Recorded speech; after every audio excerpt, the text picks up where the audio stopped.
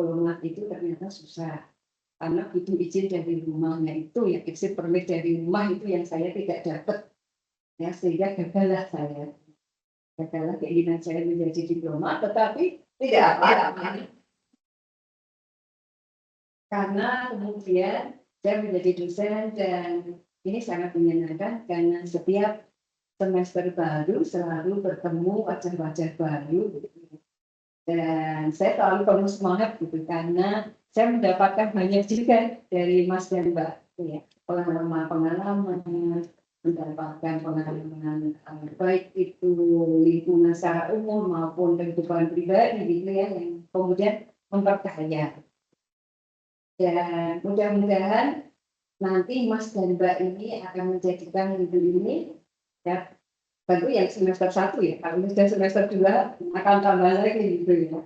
Akan makin lebih banyak mendapatkan pengalaman di dalam dari memperoleh interaksi ya, dari interaksi yang terjadi di dalam kelas sehingga mudah-mudahan itu akan meningkatkan komitmen kita itu terhadap lingkungan.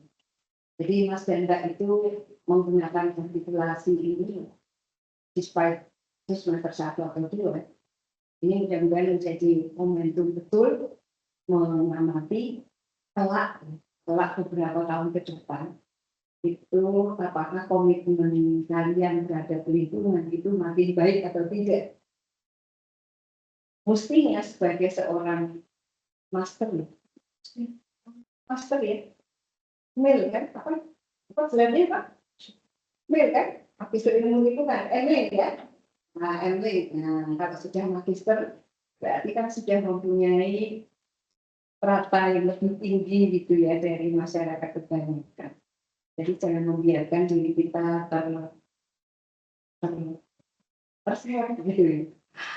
Terseret oleh arus yang kencang sekali di luar sana, tetapi jadilah batu bara yang menjaga keutuhan lingkungan. Dan tentu tidak mudah dengan berbagai tantangan. Tapi yakinlah bahwa ini adalah jalan yang benar yang ditempuh oleh Mas dan Mbak sekalian. Itu tadi. Jadi sekali dayung 2-3 pulau terlampaui itulah kan kita belajar lingkungan. Jadi secara keduniaan kita mendapatkan pengetahuan, mendapatkan kompetensi, tetapi di sisi yang lain kalau kita ikut menjaga lingkungan kita juga akan rewarded gitu di sisi yang lain. Karena semua agama itu kan mengajari sekali lagi mengajarkan kebaikan dan semua agama itu mengajarkan pentingnya menjaga lingkungan. Jadi itu misteri accomplished gitu ya kalau bisa dua-duanya bisa terkesan. Baik. Nah karena ini sudah yang kesekian, pembangunan berkelanjutan itu apa? Ada yang mau menjawab? Pembangunan berkelanjutan adalah apa? Ya, masih apa namanya?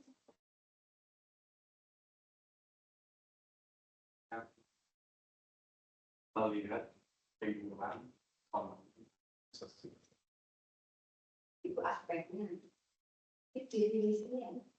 Bangunan yang tidak hanya memikirkan masa kini tapi juga masa yang setidaknya gitu. Ya, oke. Ada keywords-nya ya di dalam pembangunan masa kini dan masa depan. Ada satu keywords lagi yang lain ya. Kemudian, apa?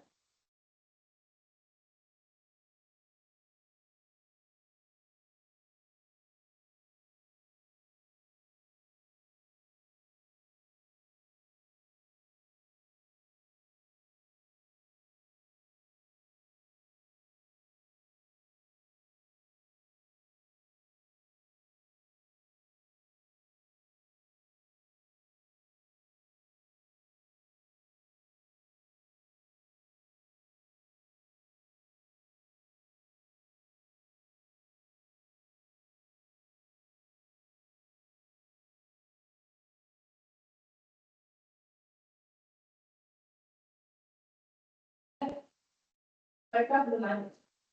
Generasi yang datang belum ada.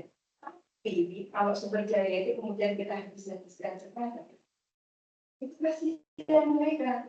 Kita tidak adil pada mereka, tidak adil. Karena apa yang seharusnya mereka peroleh itu sudah kita habiskan sekarang. Jadi kalau di dalam prinsip lingkungan, itu sebetulnya kita itu mengajarkan logistik. Logistik itu tidak sederhana. Sederhana. Jangan boros, jangan menghambur-hamburkan, gitu ya. Jangan ini, jangan ini. Jadi modus itu hidup secukupnya. Itu adalah modesty yang mengajarkan modesty. Kenapa perlu modesty? Ya kan?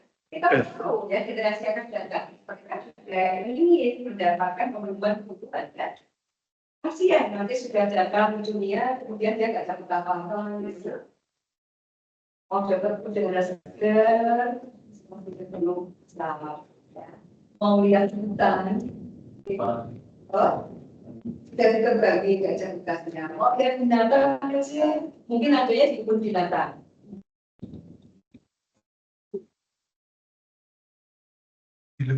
Terus tak tarik mana ini?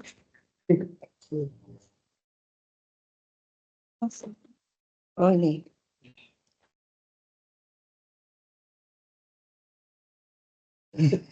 Ya, terus kita taruh mana? Sini ya. Saya nggak punya saku ya, Mas. Nggak punya saku.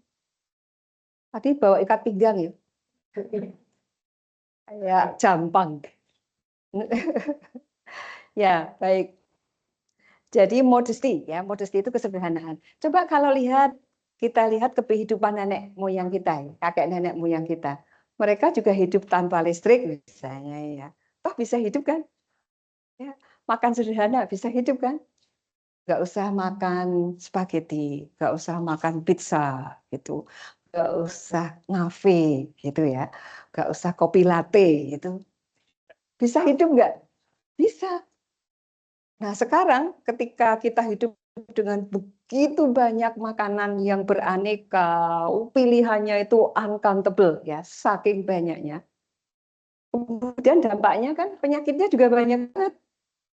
Penyakitnya banyak banget. Sepupu saya itu dokter bedah digestif ya. Bedah digestif itu bedah perut. Itu dia bilang, wah dulu pasien-pasienku tuh orang-orang 50-an tahun, 60 gitu. Sekarang pasien-pasiennya tuh 20, 30 gitu. Udah mulai banyak, makin banyak. Karena itu tadi ngafe-ngafe gitu kan. Nggak terasa satu gelas, besok satu gelas lagi. Tapi ada creamer kan di dalamnya. Creamernya ini kan merusak nih. Creamernya merusak. Kemudian makanannya yang processed food kan. Junk food ya. Ada junk food dan ada junk drink ya. Ya, junk drinknya itu banyak banget ya. Nah akhirnya ya ini penyakitnya itu banyak ya. Gagal ginjal, diabetes gitu kan anak-anak muda. Anak saya itu masih 20-an sekian gitu ya, temennya itu kena diabetes. Ya sama, seusianya sama, 27-an gitu kena diabetes. Terus dia takut banget kan. Wah ini terus dia langsung tes gitu. Langsung tes di lab, terus dia pokoknya aku nggak mau sakit kayak temenku. Oh dia sekarang polanya bagus banget ya. Kalau pagi berjemur, terus dia muay, kemudian dia lari, dan nggak pernah lagi minum manis. Padahal dulu tuh saya kesulitan menyuruh dia stop minuman manis gitu ya. Kalau kami ke restoran itu dia minum manis, tapi tambah lagi saya bilang, satu aja. Enggak Bu, pokoknya mau dua ya sudah saya biarin aja masih SMA kuliah gitu kan. Ketika sekarang udah kerja dia udah enggak mau minuman manis. Enggak mau, benar-benar enggak mau. Kemana-mana bawaannya air putih, makanannya ayam, nasi sedikit gitu ya. Nasinya sedikit, betul-betul sedikit.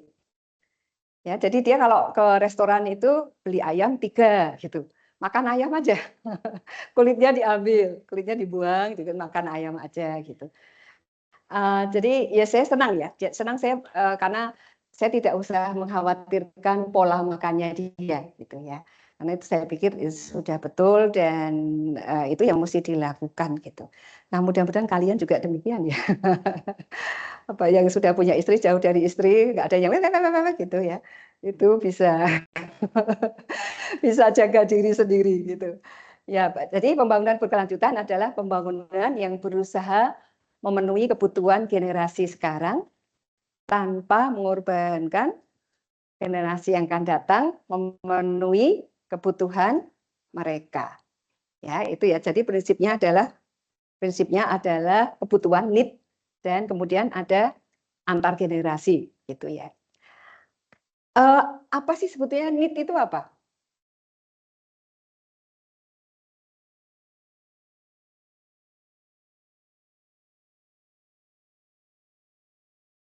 Diapain?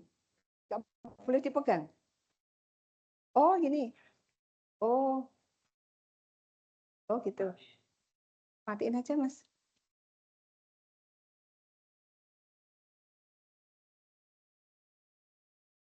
Ya. Ini aku masih harus pakai ini nggak? Ya, Masih pakai ini? iya. Oke. Ini tadi ini keberatan. Oke. Oke, ya, ya. Need itu apa? Kebutuhan. Bedanya dengan want apa? Bedanya persisnya apa?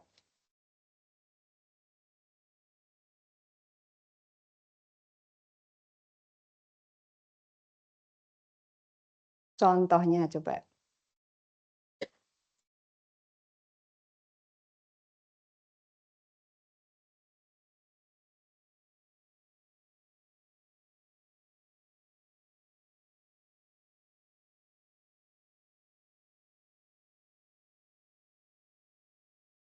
Ya, oke. Jadi harus bisa membedakan antara need dengan want ya. Itu penting sekali loh. Karena banyak orang yang nggak bisa membedakan itu antara need dengan want. Junk food itu adalah need. Karena kalau nggak makan tuh rasanya gimana gitu di mulut ya. Kalau nggak ngopi latte itu mulutnya tuh pahit. Kalau nggak ngerokok itu rasanya itu dunia hampa. Nggak bisa bikin puisi. Ya, nggak bisa mikir. Itu kalau nggak ngerokok tuh nggak bisa mikir. Itu kan rokok menjadi need.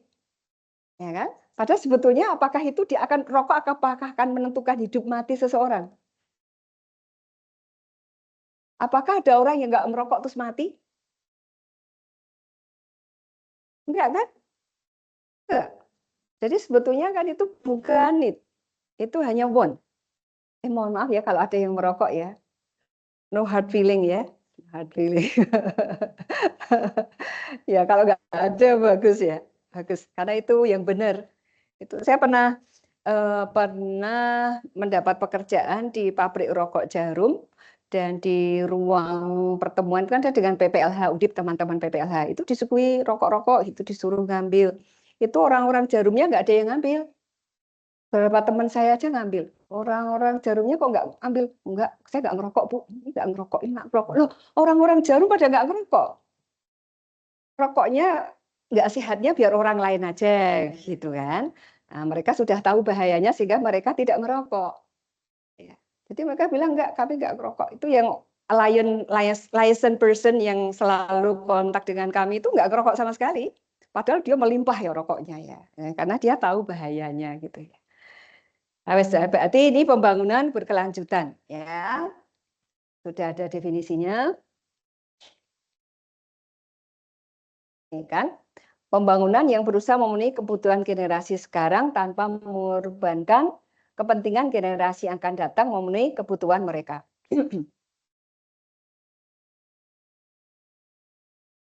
Dan ada pilarnya. Pilarnya itu adalah ekonomi, ekologi, dan sosial. Paradigma yang biasanya dianut itu adalah paradigma yang biasanya dianut itu adalah paradigma pertumbuhan. Ini diapakan ya? Ditidurkan aja kali. Ya. Paradigma yang mementingkan ekonomi itu adalah paradigma pertumbuhan. Selalu dihitung dari misalnya pendapatan per kapita berapa.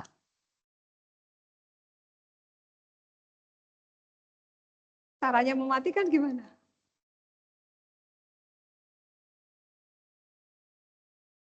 nggak usah pakai gimana Mas misalnya? Atau gini guys, nggak pakai. Ini tak copot. Ini tak Ya. copot. Oke. Ya. Matiin. Kasih. Ya, pertumbuhan maaf, tadi paradigma ya paradigma pertumbuhan ekonomi kalau yang growth ya yang pertumbuhan yang bersifat pertumbuhan itu adalah selalu melihat berapa pertumbuhan, berapa peningkatan pendapatan per kapita, berapa kenaikan PDRB gitu ya. Jadi selalu growth gitu ya yang dikejar. Nah, pembangunan berkelanjutan itu berkebalikan dengan itu ya, bukan growth yang dikejar tetapi yang lebih substansial dari itu. Ya, bahwa memang secara ekonomi kalau kita memenuhi semua kebutuhan ekonomi kita, itu kita akan berbahagia. Tetapi ada cost-nya loh, gitu. Ada cost-nya. Cost-nya apa? Misalnya dengan pendapatan yang tinggi, maka airnya akan tercemar, udaranya tercemar. Ya, memang uangnya banyak, uangnya di bank banyak, kita bisa beli apa-apa, tapi tadi lingkungannya rusak. Dan jangan lupa, ketika lingkungan itu rusak, itu bisa bersifat irreversible. Irreversible itu artinya tidak bisa balik lagi. Jadi kalau sudah rusak, ya udah rusak aja. Gitu. Kalau baju gitu ya, misalnya sobek, ditambal-tambal masih bisa dipakai lagi, tambalannya hilang. Tapi kalau lingkungan, misalnya lingkungan hutan, kemudian ditambal, sudah habis, habis. Ya, saya menilai dokumen AMDAL itu 2 bulan lalu itu ya tentang penambangan di Pulau di Weda Bay ya di Ternate. Itu di satu lokasi penambangan itu ada 50 kegiatan penambangan baru. 50 loh. 50 sampai dokumennya tebel. Sampai saya kelingan tuh lihatnya. Ini ada ini lokasinya ini kapasitasnya ini mau ditambang ini ada ini waduh ya Allah banyaknya sampai berhalaman-halaman itu isinya kapasitas penambangan kapasitas ini satu kawasan gitu ya. Jadi penambangan satu kawasan dan 50 titik itu luar biasa. Lebih-lebih karena Maluku itu kan terkenal sebagai kawasan spices ya, apa? Rempah-rempah. Kawasan rempah-rempah. Kan sudah ribuan tahun ya. Sudah ribuan tahun kan dulu Belanda Eropa itu kan datang ke tanah air itu karena mencari rempah-rempah. Jadi sudah lama sekali dan survive gitu. Survive. Masyarakatnya juga bisa hidup, tanaman-tanamannya juga masih ada gitu kan. Satu pohon pala itu mungkin usianya 40-50 tahun. Pohon karet juga demikian ya. Jadi sustain gitu. Ya bisa bertahan lama. Tetapi ketika kemudian datanglah penambangan, wah, menghabiskan semua itu penambangan. Jadi pertama nanti lingkungannya rusak. Yang kedua, status spesiesnya itu hilang selamanya. Selamanya, bukan hanya saat ini, selamanya itu akan hilang. Lubang-lubang bekas penambangan itu tidak akan mungkin lagi pulih dan tumbuh pala-pala lagi, tumbuh cengkeh-cengkeh lagi. Itu nggak mungkin lah. Unsur haranya mana?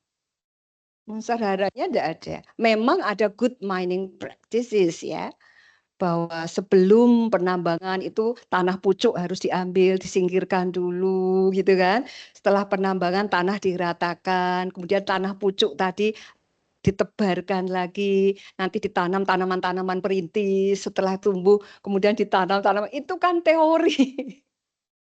Itu teori. Yang mau melakukan seperti itu tuh sangat minim. Sangat minim. Ya, waktu akhir-akhir ini perdebatan tentang tambang itu banyak teman saya itu bilang, ya bes kayak gitu kita nggak usah nambang bes, nggak usah ada penambangan. Ya gimana? Memang secara sumber daya energi batu bara itu masih juara kan, masih juara. mbak-mbak yang dari Kalimantan ini. Ya, tapi terus diambilnya sampai kapan gitu kan? Iya. Saya sedih loh kalau di Kalimantan, kemudian di pinggir sungai, misalnya di mana ya? Saya tuh kadang-kadang agak bingung membedakan wilayah. Yang ada masjid besar sekali di depannya ada sungai besar, kemudian lewat kapal-kapal itu. eh Banjarmasin ya, Banjarmasin ya. Di tengah kota itu kalau kita duduk di taman itu 24 jam itu akan lewat di depan kita kapal-kapal besar menarik tongkang-tongkang yang berisi gunung apa isinya gunungan-gunungan batu bara gitu ya. Itu 24 jam. 24 jam dari pedalaman sana menuju ke laut. Ini sampai kapan gitu? Nggak mungkin lah tanpa ending itu kan nggak mungkin.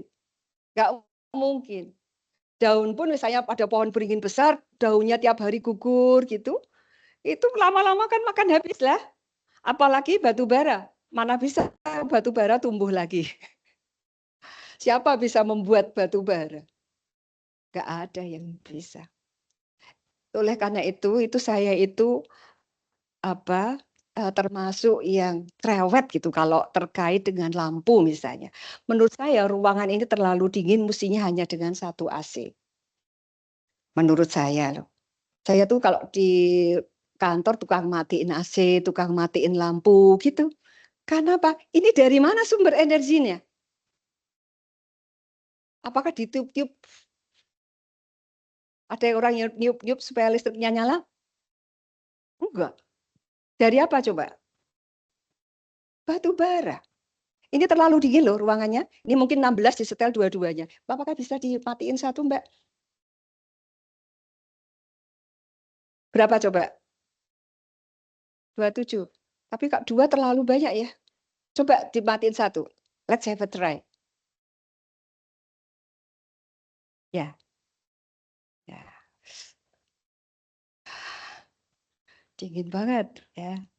Ya, coba kalau nanti agak panas kita turunkan suhunya, misalnya tidak 27 lebih rendah, tetapi kan hanya 1 AC. Ya. Dan lampunya itu sebetulnya ini kan yang di dalam ini kan lampu fantasi. Yang menerangi kan sebetulnya lampu ini. Ini sebetulnya sudah ada korden, sudah jendela tapi kan ditutup gitu. Ya kan? Nah, sebetulnya bisa kita naikkan nggak? Terus malah makin turun. Enggak lah. Kan kita bisa lihat dapat cahaya lebih. Ya. Di ruang kelas S1 itu ruang tengahnya kelas besar-besar, AC-nya 4 nyala semua, jam 7 nyala semua. Itu kalau saya masuk itu saya matikan 1, 2, jendela-jendela saya buka, saya minta anak-anak buka korden, kemudian lampu sebagian saja yang menyala, itu selalu. Ya, selalu. Jadi di ruang kantor juga begitu. Jadi kadang-kadang kalau ada yang masuk, oh ini Bu Hartuti pasti sudah datang gitu. Itu bisa diketahui dari banyaknya lampu dan AC yang menyala. Kadang-kadang saya dibully gitu ya. Oh kamu tuh enggak kenapa mesti ribet kan nggak bayar. Saya nggak bayar, tapi Undip kan bayar. Terus Undip bayarnya ke siapa? Ke PLN. PLN energinya dari siapa? Iya. Itu misalnya lampunya pintunya membuka itu kan eman ya karena ruangan ber-AC misalnya gitu. Nah itu. Masa ditutup dong pintunya. Nanti sia-sia. Ya. Dari hal-hal kecil ya, Bapak Ibu, Mas dan Mbak. Jadi kita sudah ada di lingkungan dan kita ada di lingkungan sosial dan kita punya handle. Kita punya kuasa atas apa yang kita lakukan. Jadi be a good social aspects gitu ya. Jadi jadilah bagian dari lingkungan sosial yang kita tidak hanya belajar sebagai ilmu bahwa lingkungan itu penting, tapi itu kita praktekkan dalam kehidupan kita sehari-hari. Ya, itu harus kita jiwai. Harus kita jiwai. Bagaimana caranya supaya kita menjadi seorang environmentalist yang wise gitu, yang bijaksana dalam semua aspek. Misalnya dalam pengelolaan sampah, siapa yang di ruangan ini merasa sudah melakukan proses pengelolaan sampah yang baik.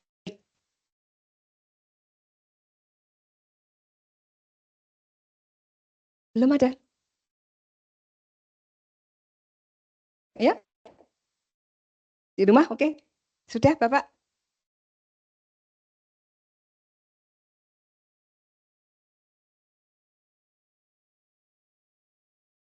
Sampahnya dicampur atau sudah dipisah? Ya. Nah, itu yang saya tadi sampaikan. Ya, kita harus belajar mengelola sampah. Saya kalau rapat, rapat tuh ada dus-dus begini ini. Ini tuh teman-teman kan makan kue. Itu sudah kadang-kadang mereka kebiasaan lalu dus kosong itu dilemparkan ke saya gitu. Karena apa? Karena oleh saya pasti saya buka. Saya buka. Jadi nanti saya pulang tuh nenteng ini beberapa dus yang sudah dibuka. Nanti saya sampai rumah saya masukkan kotak daur ulang. Nanti diambil pemulung kalau sudah banyak. Tidak saya jual ya, saya tidak menjual, tetapi saya kasihkan aja. Kalau saya pergi keluar kota dan koper saya itu masih memungkinkan untuk saya masuki barang-barang gitu ekstra, itu yang dari hotel kan suka dikasih minum botol seperti itu nanti saya pencet, gitu, saya bawa pulang loh. Benar-benar saya bawa pulang. Saya nggak bisa kayaknya buang botol plastik sia-sia itu kayaknya udah nggak bisa saya. Ya, kemarin aja saya saya barusan pulang penelitian ke Bintan itu saya banyak gitu saya taruh di dalam lemari supaya tidak diambil mas yang hotel itu. Ya, tapi mau saya masukkan koper sudah nggak cukup ya karena kemudian banyak barang-barang. Jadi akhirnya waduh saya dengan sedih itu melihat tumpukan botol itu, aduh saya mesti ninggalin ya. Gitu. Ya, udah nggak bisa, sudah nggak bisa. Itu sudah menjadi habit. Sudah menjadi habitual saya bahwa saya tidak membuang sampah sembarangan. Jadi semua yang yang saya temui gitu saya bawa pulang. Jadi teman-teman saya sudah nggak ngejek lagi, tapi mereka sudah tahu. Jadi mereka makan-makan langsung set gitu dilemparkan set. Saya tadi sambil ngomong-ngomong sambil buka itu gitu. Nanti pulang sambil nenteng dus itu mereka sudah biasa gitu ya lihat. Karena apa? Kita tidak boleh loh ngomong tentang sesuatu yang tidak kita lakukan. Sama aja bohong. Apalagi saya ya, saya kan ada di depan kelas, saya mengajar mata kuliah manajemen lingkungan, saya berusaha mendorong mahasiswa-mahasiswa untuk lebih peduli lingkungan. Kalau itu tidak saya lakukan sendiri, itu sama saja bohong. Jadi saya menjadi seorang yang munafik ya, mengatakan sesuatu yang tidak saya lakukan.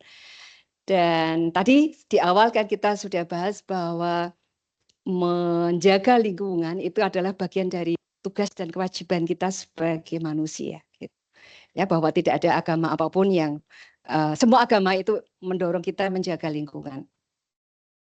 Nah, mudah-mudahan nanti setelah kalian kuliah di MIL ini sudah mulai milah sampah ya. Sudah ya, Mbak? Sudah? Sudah? Oh, gimana caranya? Gelas yang kalau apa kebetulan kan keluarga masih kadang beli minum manis yang es teh gitu Bu. Itu gelasnya kita kumpulin. Botol aqua kita kumpulin. Kebetulan kan dari saya di desa, jadi pihak desa saya di Banyu Biru Bu. Di Banyu Biru.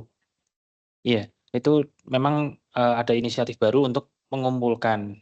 Jadi walaupun itu baru banget, tapi sebelumnya itu saya sama istri memang ada kardus beli sepatu baru, udah kardusnya buang dikumpulin, nanti ada tetangga kebetulan mungutin itu, ya kita kasihkan aja, kardus apapun, kardus minyak apa segala macam, udah kasihkan semua.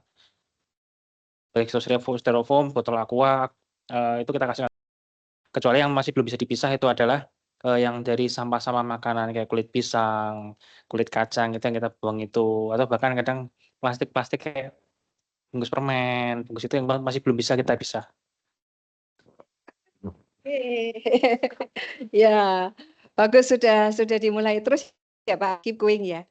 Keep going ya. Karena kalau kita yang belajar di ilmu lingkungan saja tidak melakukan ya, kita yang tahu tentang kerusakan lingkungan, tentang bahayanya tidak menjaga lingkungan saja tidak melakukan, kita bisa berharap pada siapa gitu. Ya.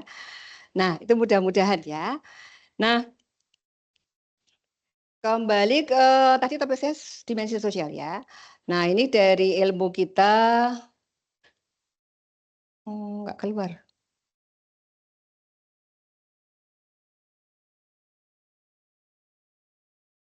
Nggak keluar ya, Mas. Oh, it takes time.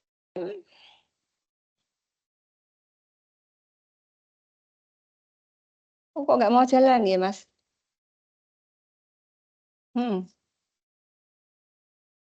Ya di situ jalan. Oh, hah? Ini, piye?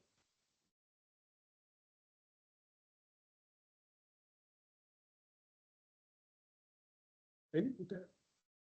Tapi kurang banyak. Oh, yang di sini ya? Oh, itu kan nggak ada kelihatan. Terus nggak usah pakai PPT ya, Mas. Nggak usah lah.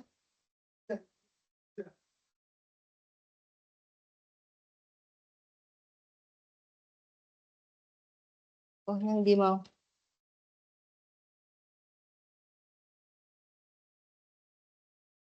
Terus lah.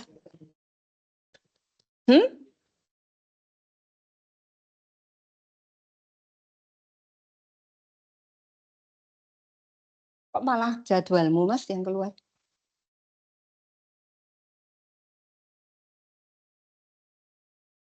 Ini nggak mau keluar.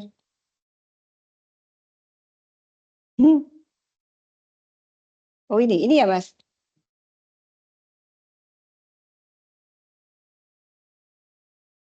Nope.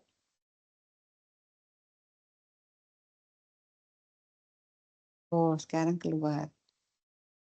Tapi keluarnya susah. Ya, baik. Ya. Lingkungan itu kan dari asal katanya induk-induknya dari ekologi ya, ilmu yang pelajari hubungan timbal balik antara makhluk hidup dan antara makhluk hidup dengan lingkungannya. Itu yang terus kita gaungkan ya selama kuliah ini dan wujudkan dalam berbagai mata kuliah. Dan hubungan antara makhluk hidup dengan lingkungannya ini kan merupakan sebuah hubungan yang kompleks ya. Karena ketika kita hidup ya di dalam suatu lingkungan, maka tidak mungkin hidup dengan tidak bertetangga dengan makhluk-makhluk yang lain. Sebetulnya makhluk hidup apa yang pertama lahir di muka bumi? Apakah manusia?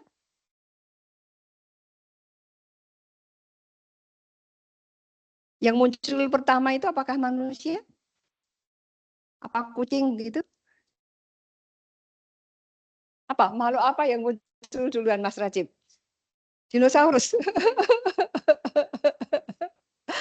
Langsung gitu ya. Tumbuhan. Apa? Tumbuhannya apa? Oh, langsung pohon mangga gitu. Oh, semak kecil, bukan lumut.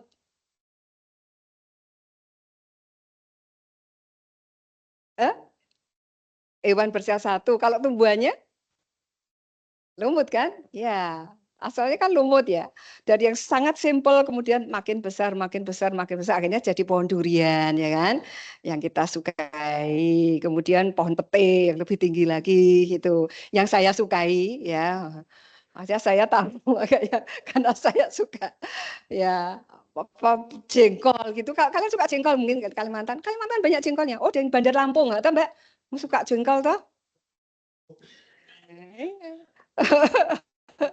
Biasanya kalau Sumatera pada seneng pohon jengkol. Apa? Buah jengkol ya kan? Iya, Mbak. Oh iya. Ya, buahnya enak-enak ya kalau di Bandar Lampung ya. Saya pernah itu tugas di sana di Bandar Lampung, tinggal di dekat Raja Basa itu, terus tiap hari beli duku karena dukunya murah banget kan. Manis murah. 3 kilo itu 20.000 apa gitu. Itu tiap hari beli, terus hari kelima saya vertigo. Kebanyakan makan. Katanya kamu mabuk duku. Oh, ternyata duku itu bisa bikin mabuk, itu baru tahu saya. Ya kebanyakan makan dukunya. Ya, overdosis duku ya. Overdosis bisa bikin mabuk ya. Ya. Dan ada binatang-binatang ya, tadi ada dinosaurus ya. Ya, oke. Gede banget dinosaurus. Tapi Tuhan itu kan mempunyai rencana yang sangat indah ya. Ketika Tuhan mau menghadirkan manusia, dinosaurusnya hilang. Iya kan? Coba kalau dinosaurus masih ada, kemudian manusia dihadirkan. Oh, Mas Ajib mau berangkat kuliah diikuti T-Rex. Nggak jadi sampai kampus lah ya, diikuti T-Rex ya. Ya. Ya, pasti nggak jadi. Nah, itu jadi sebetulnya Tuhan itu sudah mengatur demikian indahnya gitu ya. Urut-urutannya, susunannya. Hanya tugas kita itu sebetulnya memelihara loh. Dari karunia yang sudah diberikan kepada kita, itu tugas kita memelihara. Nah, kalau tugas hanya sebagai pemelihara saja itu kita abaikan, itu yang celaka itu kita sendiri sebetulnya. Ya. Karena yang hadir duluan tadi kan tumbuhan ya dan hewan. Manusia kan belakangan. Jadi sebetulnya mereka bisa nggak hidup tanpa manusia? Bisa. Tapi manusia bisa nggak hidup tanpa flora fauna? Ya, mau makan pecel adanya kayu-kayuan, ya. Atau apa? Adanya binatang-binatang, nggak bisa makan pecel. Ya. Mau makan buah-buahan nggak bisa. Terus mau makan apa? Kalau binatang kan bisa kan?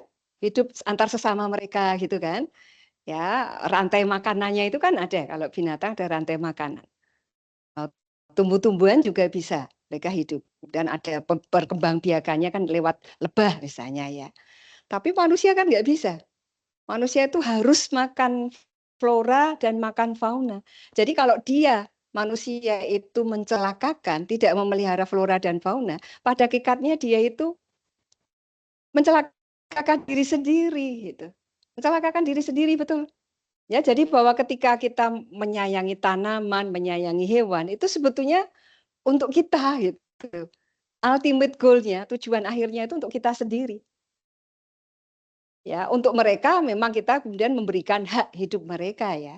Tapi kan ultimate goal-nya, tujuan utamanya itu adalah untuk kita.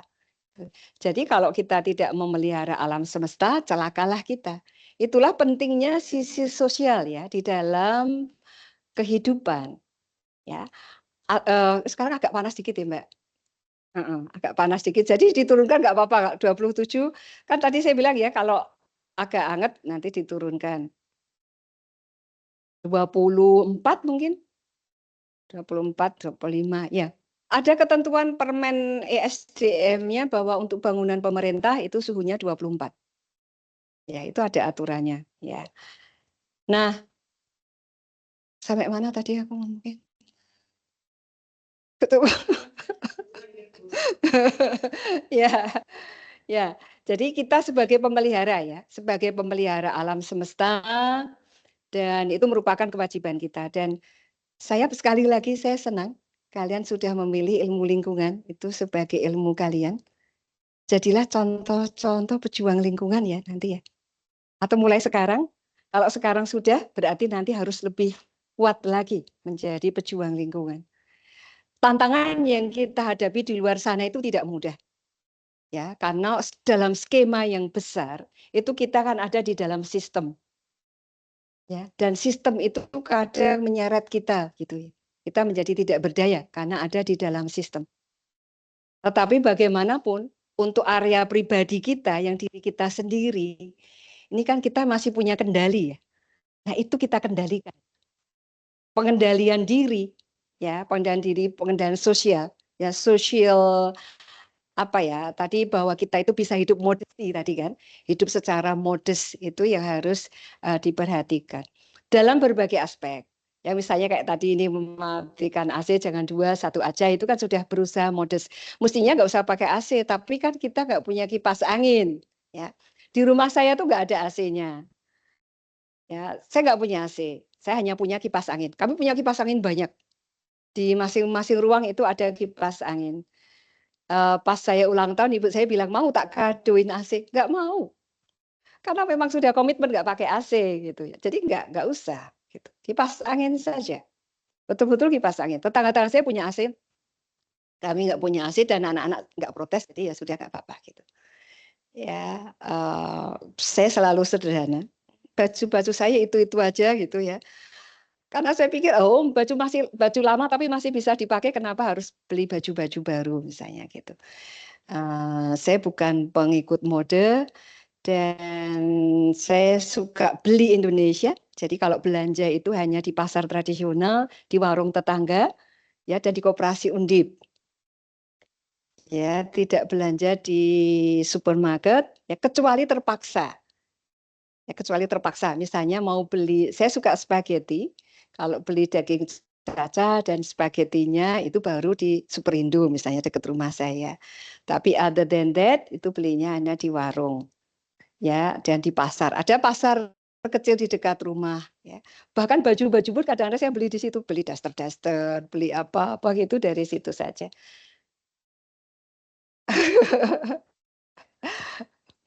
Ya, jadi berusaha modest saja, berusaha modest, ya. Dan aspek pembangunan berkelanjutan itu ada 3 apa saja? Ekonomi, ekologi, dan sosial. Ya, yang bisa kita kendalikan itu adalah sosial, karena kita mengendalikan diri kita sendiri ya. Walaupun itu disebut belakangan, tetapi paling menentukan loh. Coba definisi lingkungan hidup apa? Lingkungan hidup adalah interaksi, itu kan proses. Lingkungan hidup adalah kesatuan ruang dengan semua benda, daya, keadaan, makhluk hidup, termasuk di dalamnya manusia, dengan segenap perilakunya yang mempengaruhi kelangsungan hidup dan kesejahteraan manusia, serta makhluk hidup lainnya. Ya. Coba diulangi. Ayo coba, ayo. Coba dilihat. Kalian harus paham betul. Coba dilihat. Satuan ruang dengan semua benda, keadaan, daya, dengan semua benda, daya, keadaan. Kok tadi lupa toh? Kesatuan ruang dengan semua benda, daya, keadaan, makhluk hidup, termasuk di dalamnya manusia beserta perilakunya yang mempengaruhi kelangsungan hidup dan kesejahteraan manusia serta makhluk hidup lain. Ya, itu yang ada di dalam undang-undang ya. Jadi itu selalu ingat ya, Mas dan Mbak ya. Karena nanti Mas dan Mbak ini akan menjadi magister ilmu lingkungan. Jadi definisi lingkungan itu apa? Itu harus di luar kepala ya. Maksudnya di luar kepala tuh nggak hilang ya, tapi artinya harus hafal gitu, harus hafal. Ini sebetulnya nggak boleh ya minum pakai gelas ini ya. Tapi saya haus ya terpaksa lah. Ya, tapi sebetulnya nggak bagus nih minum gelas ini ya. Isinya pakai ini bagus tuh, Mas. Itu bagus. Ini pakai tumbler ini bagus. Ya, bagus. Nah, itu juga botolnya besar. Bagus. Ya. Nanti semua harus punya tumbler ya. Semua harus punya tumbler, jangan beli di luar. Saya hari ini tidak bawa tumbler. Ya, oke. Jadi sosial itu yang paling menentukan dan itu ada di dalam kendali kita. Nah, kalau kita berbicara mengenai kerusakan lingkungan, itu penyebabnya apa? Siapa yang menjadi penyebab? Apakah ada yang penyebabnya dari alam? Misalnya gempa, bencana. Mana yang lebih banyak kerusakan lingkungan yang disebabkan oleh lingkungan atau alam atau oleh manusia? Contohnya apa, Mas? Aku mau pikir dengar suaramu. Mas siapa? Mas Suci dari mana? Oh ya, tadi yang belum tuh aku siapa ya? Belum sebutkan. Pas ini belum tuh aku, tapi sudah menjawab kok. Tadi sudah. Udah. Yang belakangan datangnya itu. Iya betul belum tuh. Ya. Dulu S1-mu di mana, Mas? Hah? Oh, IPDN kan tugasnya di mana? Oh, Pemkot di bagian apa? Hmm? Oh, Dukcapil. Oh, ngurusi pernikahan dini gitu kan. Ya. Banyak mahasiswa saya S1 nulisnya gitu, pernikahan dini. Gitu ya, Mas ya. Dukcapil. Bukan, bukan ya. Oh ya, oke deh. Oke, kakak ya, kakak gitu ya. Pernikahan dini itu Depak kok ya, Mas? Kemenak ya? Kemenak ya? Atau BKKBN? Hmm? BKKBN ya. Ya, oke. Apa Mas contohnya apa? Kerusakan lingkungan contohnya apa? Kalau penambangan biasa tidak menimbulkan kerusakan. Berarti pertambangan secara umum ya. Misalnya tambang apa?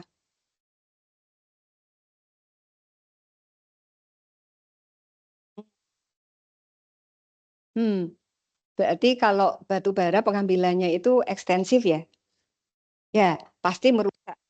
Pasti merusak. Ya, nggak ada penambangan batu bara yang nggak merusak. Ada nggak sih penambangan batu bara yang nanti kemudian hasilnya areanya tetap green, tetap bagus, nggak ada polusinya, nggak ada. Itu ada nggak kira-kira? Hah? Sangat kecil ya. Mungkin dari nambang 10.000 hektar, mungkin yang dihijaukan itu mungkin hanya 10 hektar ya. Ya kecil banget ya, yang hanya percontohan ya. Ya hanya area percontohan. Ya, Freeport itu kan ada mahasiswa mil yang dari Freeport. Dulu ada 2 kelas Freeport loh. Saya malah ngajarnya ke Freeport ya. Pergi ke sana, ke Tembagapura. Ya, jadi mereka kadang ke sini, kadang kami yang ke sana gitu. Ada 2 atau 3 angkatan ya. Dan ya kalau lihat misalnya ya, sungainya itu sepanjang 136 kilometer dari Garisburg sampai ke laut, memanjang begitu ya. Makin lama makin lebar gitu sampai ke muara, itu masih ada orang yang nyari emas. Ya, karena secanggih-canggihnya teknik pengambilan emas itu 5% itu masih bisa keluar emasnya itu. Ya, jadi di Sungai Atsua itu masih banyak. Jadi ada orang-orang yang nambang gitu, yang pakai tradisional ya, alat tradisional itu nambang. Kalau datang itu Senin pagi, pulang Jumat kayak gini, Jumat sore gini kan pada pulang ya, pulang ke kota maksudnya gitu. Nanti pada belepotan, kadang cuma pakai celana pendek, tapi nenteng nenteng tas keris itu isinya emas loh. Jangan dikira ya, jangan dikira. Nanti mereka pergi itu nanti ke toko emas, tapi bukan mau beli perhiasan emas, tapi jual emas kan, jual emas ya di Tembagapura namanya, bukan yang kotanya itu namanya apa ya? Lupa saya. Kuala Kencana. Kuala Kencana itu yang untuk pegawai-pegawai ya, berarti Tembagapuranya ya. Ya, jual emas di situ. Ya, dan nanti bisa dapat beberapa gram itu lumayan loh. Ya, 1 minggu dapat 4 gram, 3 gram, 5 gram itu lumayan loh. Iya, kan jutaan. Nah, itu nanti area reklamasinya itu di kilo 24. Kilo 24 itu 24 dari pesisir itu ada satu area reklamasi itu percontohan. Itu percontohan. Jadi ada daerah yang benar ditanami, ada pepaya, ada sayur-sayuran gitu ya, terung macam-macam, ya itu area itu ya untuk contoh reklamasi. Ya, kalau pergi ke kilo 26 itu berarti area biliar gitu. Itu juga rame itu kalau Jumat malam, Sabtu itu wah rame itu area biliarnya itu. Biliar, ya. Nanti mabuk-mabukan gitu kan di situ. Uh, makanya Tembagapura itu pernah menjadi area dengan tingkat HIV/AIDS tertinggi di Indonesia.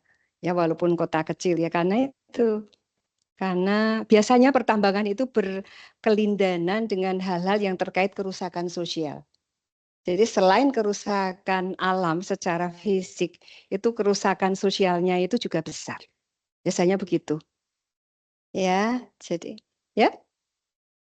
lifestyle-nya, ya lifestyle, ya kemudian karena gampang memperoleh uang mungkin ya, jadi uangnya juga gampang dibuang gitu. Iya, ya. Saya kemarin tuh naik Grab, terus sopirnya itu sudah agak sepuh. Saya bilang, Bapak sepuh kok masih nge-Grab? Iya Bu, pensiunan daripada di rumah. Saya itu dulu pensiunan pegawai lapas. Saya bilang, wah ngeri ya Pak kerja di lapas. Gimana Bu, 34 tahun tuh di sini ada pohon beringin. Ibu tahu pohon beringin itu apa? Tahu dong pohon beringin. Maksudnya apa? Apa? Pohon beringin itu kan tempatnya setan, Bu. Jadi di sini tuh penuh setan itu kantor saya. Kata dia loh ya, bukan kata saya. Kata dia sendiri, penuh setan, Bu. Jadi 34 tahun itu saya bekerja di tempat yang penuh setan, Bu. Tapi uang mudah, Bu, memang diperoleh. Sekarang saya nyari 1.000, 2.000 pakai nge-Grab ya. Oh, dulu uang saya banyak gitu. Ya itu lingkungan sosial ya. Itu kerusakan lingkungan sosial. Ya, jadi penambangan itu kerusakan lingkungan alam dan lingkungan sosial. Pasti itu. Daerah-daerah penambangan itu kan kemarin korupsinya 270 triliun ya kan? Itu kan lingkungan sosial juga. Kerusakan lingkungan sosial. Ya. Coba kalau dulu waktu misalnya di Maluku di Indonesia Timur itu masih jadi daerah kaya rempah-rempah gitu. Kan nggak ada kerusakan lingkungan kan? Nggak ada, dijaga pohon cengkehnya dijaga, palanya dijaga. Bahkan pala itu pernah mendapatkan julukan sebagai nilainya sama dengan emas gitu kan. Ya, nilainya sama dengan emas. Dulu zaman kenapa bangsa Eropa sampai datang itu karena nilainya itu sama dengan emas. Ya, nilai pala itu sama dengan emas. Ya, jadi kalau status itu kemudian hilang, itu sayang sekali. Jadi nanti Mbak dan Mas ketika mempelajari satu kasus untuk dijadi tugas-tugas ya, atau menjadi kasus untuk tesis, itu karena kita di lingkungan, maka aspeknya harus lengkap ya. Ada aspek ekologi, ekonomi, dan ada aspek sosialnya. Misalnya siapa yang membahas tentang green building, misalnya, itu nanti ada hitung-hitungannya ya secara fisik. Misalnya green building itu dia akan menghasilkan energi berapa, maaf, menghemat energi berapa. Nah nanti juga bagus kalau ada rupiahnya, misalnya rupiah yang bisa dihemat itu berapa gitu. Ya, jadi itulah aspek-aspek tiga-tiganya itulah nanti yang akan membedakan Mbak dan Mas ini dengan mahasiswa yang berasal atau yang kuliah di prodi lain. Kalau misalnya yang kuliah di prodi magister biologi, itu bahasanya kan biologi saja, tumbuh-tumbuhan saja.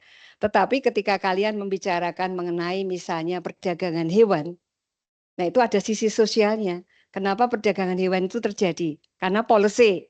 Nah, policy itu kan sisi sosialnya. Policy-nya kenapa? Gitu ya, misalnya itu. Jadi tidak hanya satu aspek fisik saja gitu ya, tapi juga ada aspek ekologi dan aspek sosialnya yang nanti saling terkait satu sama lain. Ya. Jadi kalau misalnya mau membicarakan tentang nulis tentang kualitas udara misalnya atau pengelolaan sampah, produksi bersih misalnya ya, yang rekayasa. Produksi bersih bagaimana memproduksi misalnya menjaga agar produksi tahu itu ya di industri tahu itu tidak mengotori lingkungan, itu kan bahasanya ekologi.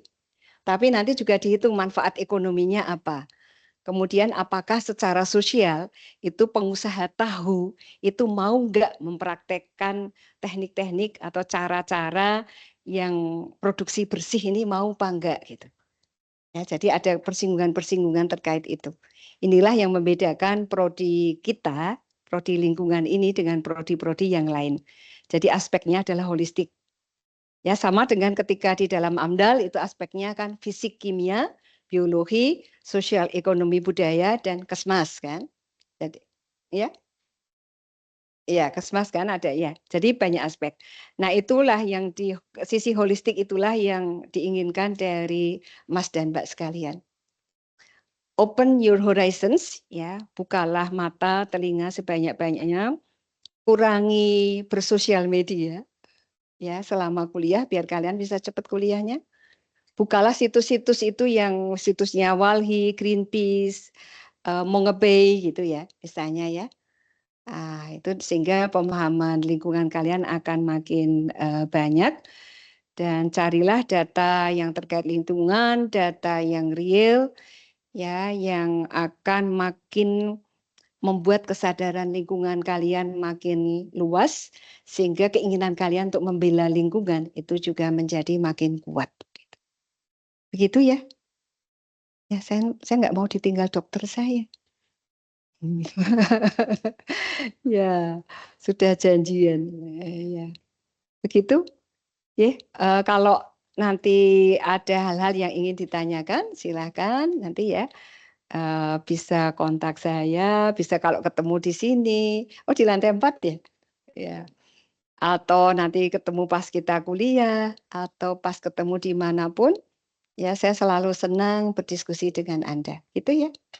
Ya, oke. Terima kasih.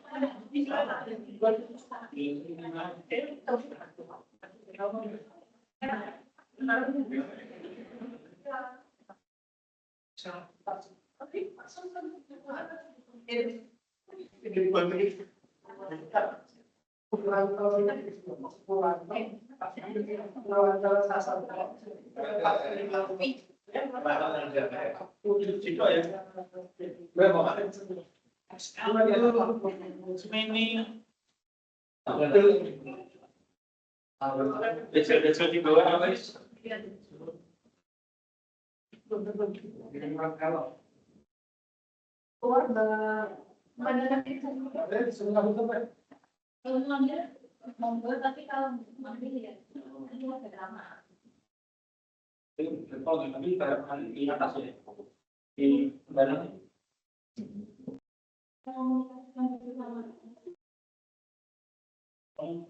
Dibalik, maksudnya bisa belum saja ya untuk nggak usah pakai yang diganti aku tidak usah ini nama sudah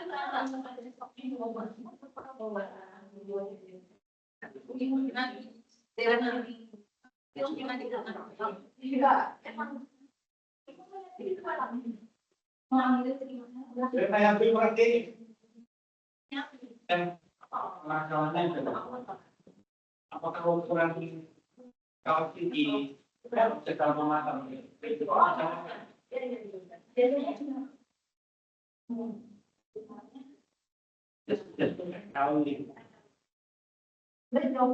tapi nanti kalau sudah dapat penjelasan juga nggak dikata. Oh, pilihan gitu. Kalau masuk jasa ya berarti. ya situ video tadi dijual ini dong. Bagaimana? Jadi mas, Di Indonesia berarti kita bayar. Saya Kayaknya aku itu jelas. Ukuran kopi kan sama ya. jadi Facebook kalau mau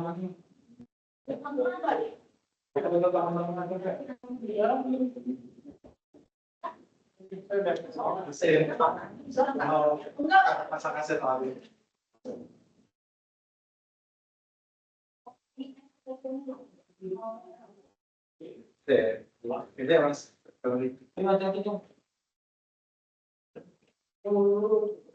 Mas, tapi orang yang di kok, orang juga sudah pada tahun 5 tahun. Itu orang sini. Karena kalau gitu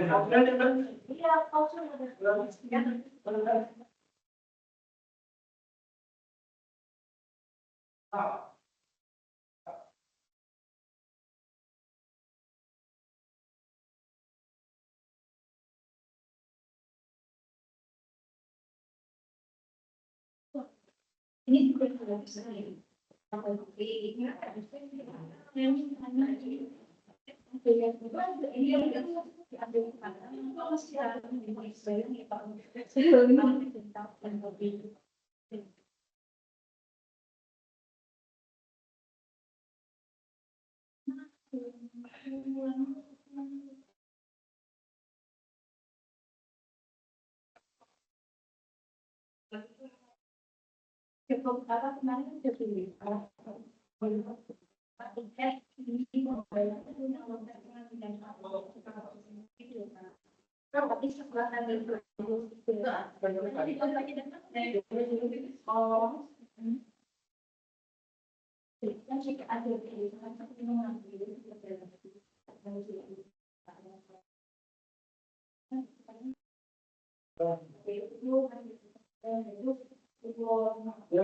jadi artinya itu enggak Senin dipakai ngomong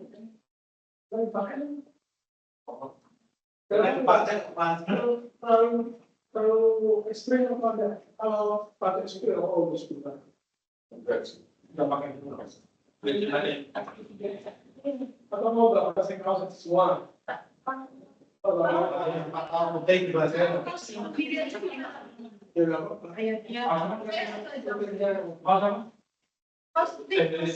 Tapi kan nggak kelihatan dalamnya. Yang berarti kan udah terlanjur dibalikan ya. tapi yang udah mandi Pak. Jadi itu yang mana itu? Yang kedua, itu apa? belum Ya ini nggak ada. Surprise. surprise juga Oh itu yang nggak itu yang pakai kaos. oke Ya maksudnya kalau kamu kan jadi ya yang penting nggak perlu kosong dewa dapat itu. penting mayoritas kalau kan ada Gue bisa jadi putih gitu. Dari ini ada waktunya dia waktunya tapi juga lagi nggak bisa. Tapi tangan bilis. tapi juga ukurannya